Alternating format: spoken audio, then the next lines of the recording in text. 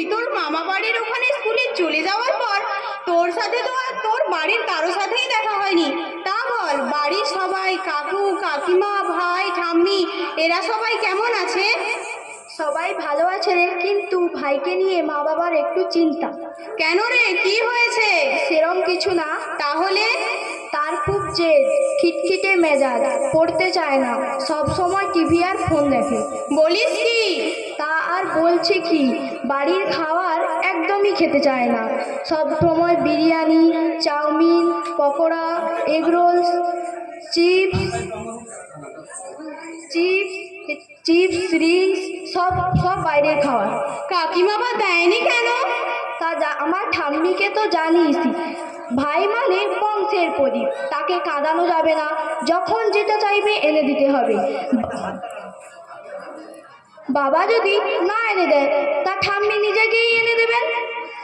একটা কথা বলছি, খারাপ ভাবে নিস না। ঠাম্মি যদি এভাবে চালাতে থাকে তাহলে বংশের প্রদীপ নিভে যেতে বেশি সময় লাগবে না। এরম করে বলিস না। বলছি কি আর সাধে, আমি জেনেছি তাই বলেছি।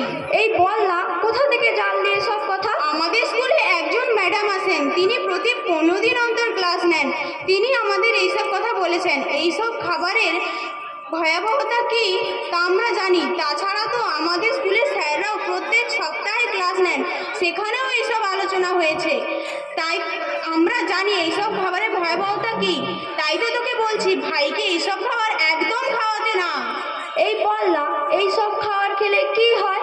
এইসব খাবার খেলে আমাদের রক্তে শর্করার মাত্রা বেড়ে যায়, ফলে ডায়াবেটিস নামক একটি রোগ হয়।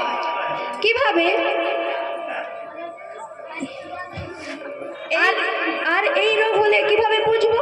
এই রোগ হলে মেজাজ খিটখিটে হয়ে যায়, সারাদিন ক্লান্তি অনুভব হয়, কিছু খেতে চায় না, ওজন অত্যাধিক পরিমাণে বেড়ে বা কমে যেতে পারে, বারবার বাথরুমে যায়।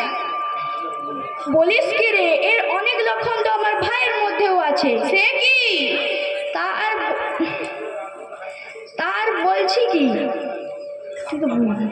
কাকু কাকিমাকে বল যত তাড়াতাড়ি সম্ভব ভাইকে ডাক্তার দেখাতে। ঠিক আছে, আজ বাড়ি গিয়েই মাকে বলবো।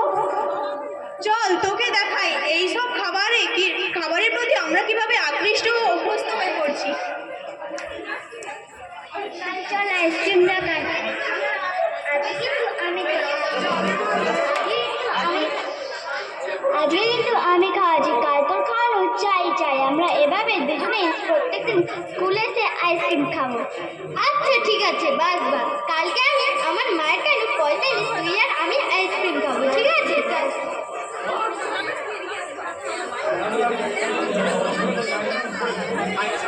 চল আমরা দোকানে যাই, ব্যাগ রাখ, চল। আমরা চিপস কিনবো, আমি চিপস কিনবো আর তুই রিংস কিনবি। তুই আমাকে চিপস হাফ দিবি, আমি তোকে রিংস হাফ দেবো, ঠিক আছে?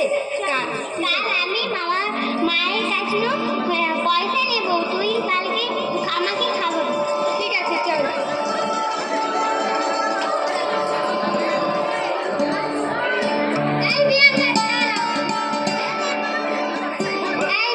চল আমরা ফুচকা খেতে যাই, চল।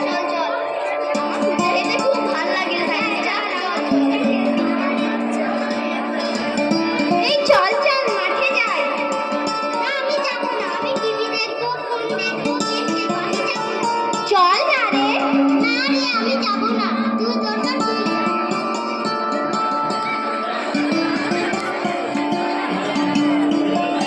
এই দাদা, মেলায় যাবি না? চল মেলায় যাই। কত সুন্দর গন্ধ। চল এগরোল খাবো, পকোড়া খাবো, বিরিয়ানি খাবো। ফুচকা খাবো, কিন্তু কেউ বাড়িতে বলিস না।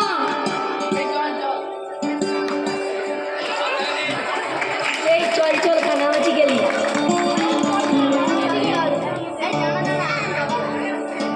দাঁড়া, আমি বাবার কেন ফোনটা কানামাছি বাবা, যাকে পাবি তাকে চো, কানামাছি বাবা।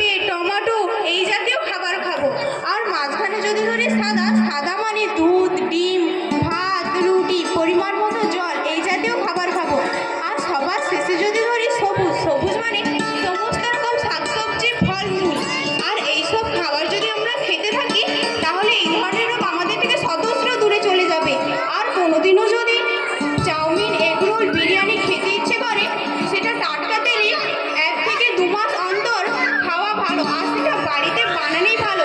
চল আমরা সবাই মিলে বলি তাহলে, ডায়াবেটিস তাড়াও, দেশ বাঁচাও, ডায়াবেটিস তাড়াও, দেশ বাঁচাও, ডায়াবেটিস তাড়াও, দেশ বাঁচাও।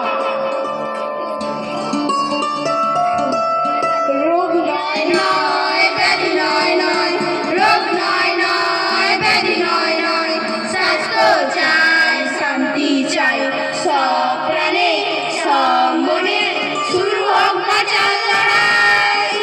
রোগ নয় নয়, ব্যাধি নয় নয়, রোগ নয় নয়, ব্যাধি নয় নয়, স্বাস্থ্য চাই, শান্তি চাই, সব প্রাণে সব মনে শুরু হোক বাঁচার লড়াই। তত্ত্ব নয়, গল্প নয়, চাই রোগের প্রতিকার। ধ্বংস হোক সব জীবাণু, শব্দ হোক হাহাকার। তত্ত্ব নয়, গল্প নয়, চাই রোগের প্রতিকার। ধ্বংস হোক সব জীবাণু, শব্দ হোক হাহাকার। রোগ মৃত্যুকে রুখতে চাই, স্বাস্থ্য বিধান মেনে ভাই। সব প্রাণে সব মনে শুরু হোক বাঁচা।